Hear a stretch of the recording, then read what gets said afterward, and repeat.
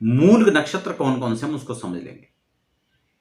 मूल नक्षत्र यहां पर मूल को छोड़ करके 5 और अन्य नक्षत्र हैं, इनकी संख्या मिलाकर हो जाती है 6 नक्षत्र, जिनको कहा जाता है गंडमूल। और गंडमूल नक्षत्र के अंदर जो भी बच्चे जन्म लेते हैं वो सामान्य बच्चों से हटकर होते हैं, कुछ विशेष होते हैं, अलग होते हैं। अब ये शुभ होते हैं या अशुभ, उसको हम लोग थोड़ा समझ लेते हैं। इन 6 नक्षत्र के अंदर जो बच्चे जन्म लेंगे उसमें से कुछ ऐसे भी हैं, उन नक्षत्रों के उन चरणों के अंदर अगर वो जन्म लेता है तो उनके लिए भाग्य वृद्धि करेगा, उसके लिए धनागम के स्रोत उत्पन्न करेगा, धन, आयु, वर्चस्व उनका बढ़ाएगा, बड़े उच्च पद, मंत्री पद आदि उनको मिलेगा।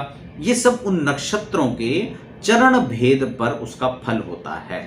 तो हम सभी नक्षत्र की यहां पर चर्चा करेंगे और मैं आपको प्रयास करूंगा समझाने का, आप क्रम से समझें। अगर अश्विनी नक्षत्र पहला नक्षत्र है, अगर उसके अंदर जन्म होता है, एक चीज और भी आप लोग समझ लें, कोई भी नक्षत्र के अंदर जन्म हो लेकिन उपाय शांति करना अत्यावश्यक हो जाता है, क्योंकि उन मूल का शुभ परिणाम भी तभी मिलता है जब हम उनकी शांति कर लेते हैं। अश्विनी नक्षत्र ऋषि नक्षत्र में आश्लेषा है, मघा है, ज्येष्ठा है, मूल है और रेवती है।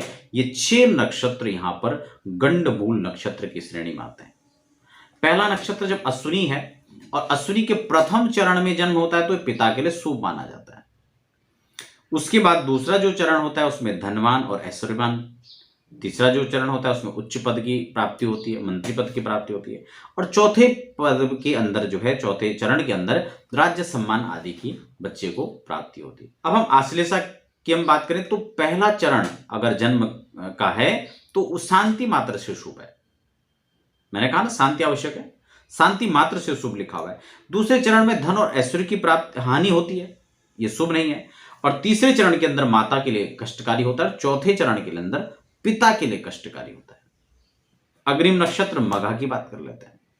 अगर मघा के अंदर जन्म हुआ है तो पहले चरण में माता को भय, माता को कष्ट, दूसरे चरण के अंदर होता है तो पिता के लिए कष्ट होता है, और तीसरे चरण के अंदर सुख वृद्धि, और चौथे चरण के अंदर अगर मघा का जन्म होता है तो धन आयु और समृद्धि की वृद्धि को करता है। नक्षत्र यानी ज्येष्ठा की हम बात कर लेते हैं। ज्येष्ठा के प्रथम चरण में अगर जन्म होता है तो बड़े भ्राता के लिए यानी बड़े भाई के लिए खराब होता है, और यदि द्वितीय चरण के अंदर होता है तो छोटे भाई के लिए खराब होता है। तृतीय चरण में जन्म होता है ज्येष्ठा के लिए खराब होता है, या फिर विवाह के उपरांत वह सासु के लिए भी खराब माना जाता है अगर स्त्री की कुंडली में हो तो।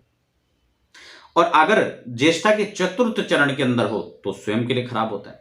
मूल में सबसे पहले अगर प्रथम चरण के अंदर होता है तो पिता के लिए खराब होता है, वहीं अगर द्वितीय चरण में जन्म होता है तो माता के लिए खराब होता है, और अगर वहीं तृतीय चरण के अंदर अगर होता है तो वो धन आयु और यश की वृद्धि को करता है।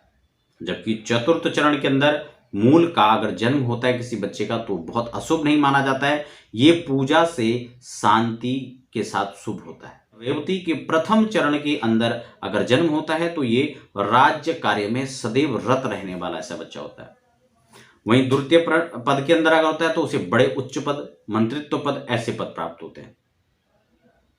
वहीं जो है अगर तृतीय चरण में होता है तो धन धान्य की वृद्धि करता है, लेकिन रेवती का चतुर्थ चरण अनिष्टकारी माना जाता है। ये पूरे जीवन के लिए संकट उत्पन्न करता है, इसके लिए विशेष पूजा करनी पड़ती है, करवानी पड़ती है, और उसके शांति के साथ इसका जो अनिष्ट है उससे निजात पाया जा सकता है।